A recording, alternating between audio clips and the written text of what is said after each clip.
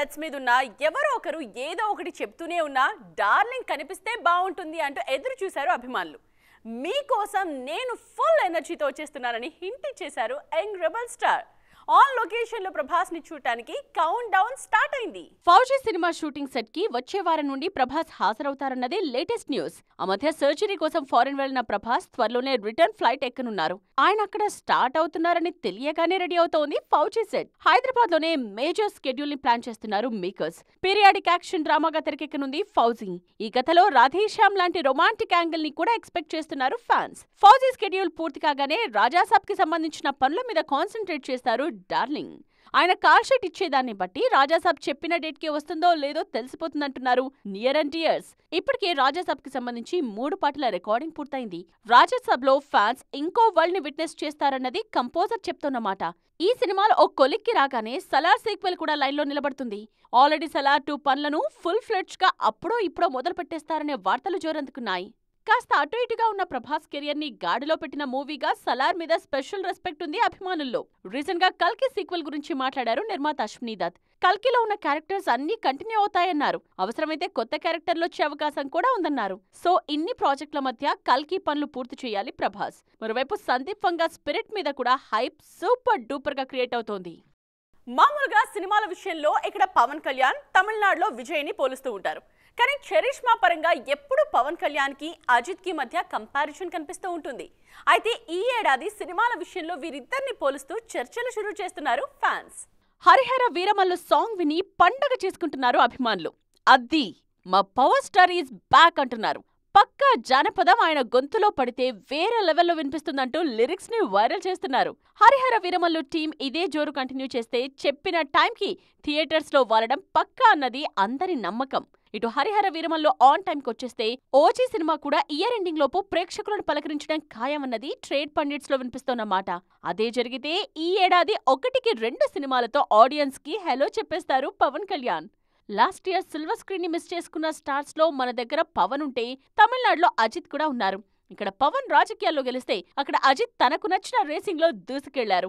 కానీ ఈ ఏడాది ఆయన పట్టుదలతో ప్రేక్షకులను పలకరించడానికి రెడీ అంటున్నారు. పట్టుదల సినిమా మాత్రమే కాదు, గుడ్ బ్యాడ్ అగ్లీ కూడా ఈ ఏడాది విడుదల చేయాలన్నది అజిత్ ప్లాన్. ముందనుకున్న ప్రకారమైతే ఈ సంక్రాంతికి రిలీజ్ కావాల్సింది గుడ్ బ్యాడ్ అగ్లీ. ఆఖరి నిమిషంలో వాయిదా వేశారు మేకర్స్. నెక్స్ట్ బిగ్గెస్ట్ సీజన్ చూసుకుని గుడ్ బ్యాడ్ అగ్లీని రిలీజ్ చేయాలన్న ప్లానింగ్ మాత్రం గట్టిగానే జరుగుతోంది. సినిమా రిలీజ్ అయినప్పుడు సక్సెస్ కావాలని ఎవరైనా కోరుకుంటారు. కానీ ఆల్రెడీ ఉన్న సక్సెస్ కంటిన్యూ కావాలనే ఉద్దేశంతో సినిమా చేసి దాన్ని నిలబెట్టుకుని ప్రూవ్ చేసుకున్నప్పుడు అస్సలైన మజా వస్తుంది. అలాంటి మజాని ఎంజాయ్ చేస్తున్నారు అనిల్ రావిపూడి.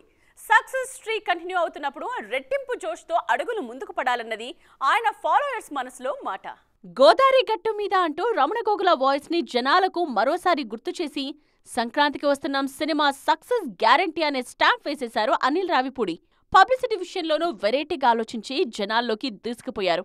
బేరాల్లేవమ్మా అంటూ ఎప్పటినుండో మినిమం గ్యారంటీ సినిమాలతో థియేటర్స్ కు ఆడియన్స్ ని ఫుల్ చేస్తూనే ఉన్నారు అనిల్. కెరియర్ స్టార్టింగ్ నుండి కమర్షియల్ నాడిని పట్టుకున్న డైరెక్టర్ గా పేరుంది అనిల్ రావిపూడికి. ఆడియన్స్ కోరుకునే ఎంటర్టైన్మెంట్, అందులో సెన్సిబుల్ ఎలిమెంట్, యూత్ కి కావాల్సిన యాక్షన్, కాస్త మసాలా, దానికి తగ్గట్టు మ్యూజిక్ అంటూ అన్నిటినీ బ్యాలెన్స్ చేసుకుంటూ ముందుకు వెళుతున్నారు అనిల్.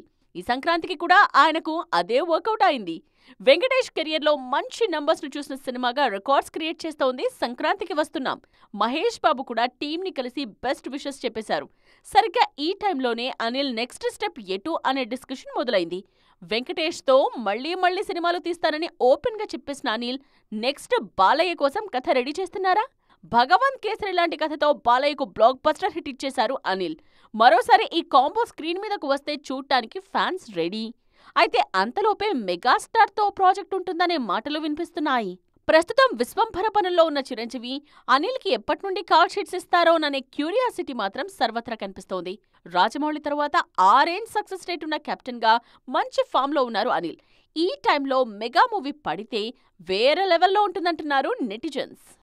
అన్ని సమయాలు ఒకలా ఉండవు, ఒకేలా అస్సలు ఉండవు. అందుకే అన్ని అనుకూలంగా ఉన్నాయనిపించినప్పుడు బెట్ చేయకూడదు. కాస్త చూసి చూడనట్టు వెళుతూ కావాల్సింది అందిపుచ్చుకోవాలి. ఇంతకీ ఈ మాటలన్నీ ఎందుకు చెప్తున్నానని అనుకుంటున్నారా? నేను చెప్పడం కాదండోయ్, మృణాల్ ఠాకూర్ కు ఆమె వెల్ విషెస్ చెప్తున్నారట.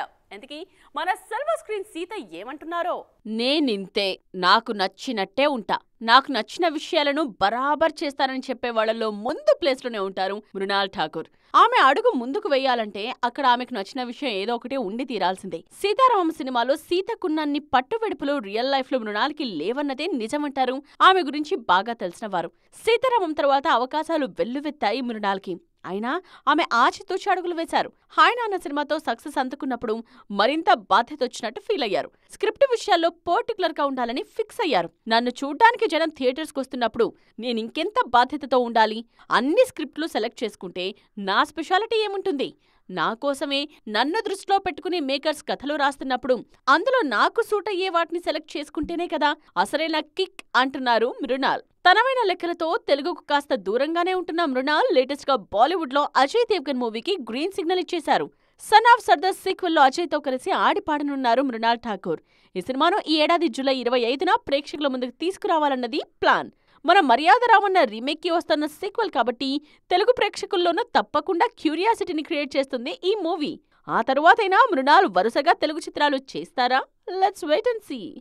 అందరూ సంక్రాంతికి వచ్చిన ఆ 8 మంది నాయకుల గురించి ఆలోచిస్తున్నారు, కానీ మిగిలిన వాళ్ల గురించి పెద్దగా ఆలోచించలేదు. కానీ సడన్ గా సంక్రాంతి రేస్లోకి వచ్చి హిట్ అయ్యారు కొందరు నాయకులు. జనవరిలో రేస్లో తాము ఉన్నామని ప్రూవ్ చేసుకుంటున్నారు. ఎందుకీ ఎవరా ముద్దుగుమ్మలు? వస్తున్నాయి ఫీలింగ్స్ అంటూ డిసెంబర్లో సందడి చేసిన శ్రీవల్లి ఇప్పుడు సంక్రాంతి సీజన్ కి మళ్లీ రీఎంట్రీ ఇచ్చేశారు. 20 నిమిషాల అదనపు ఫుటేజ్ తో రీలోడెడ్ వర్షన్ ని పొంగల్ రేస్ లో ప్రవేశపెట్టేసింది మూవీ యూనిట్. తగ్గిన టికెట్ ధరలు, పెరిగిన ఫుటేజ్ ని చూడటానికి మరోసారి క్యూ కట్టేస్తున్నారు జనం. అలా వచ్చిన వారిని కిసిక్కాని పలకరించేస్తున్నారు శ్రీలీల. ఒకటా రెంటా దాదాపు 12 ఏళ్ల కృషికి ఫలితం దక్కింది. సినిమా థియేటర్ల ముందు హౌస్ఫుల్ బోర్డులు చూస్తుంటే కడుపు నిండిపోతోంది. ఇంతకు మించి ఇంకేం వద్దంటున్నారు విశాల్.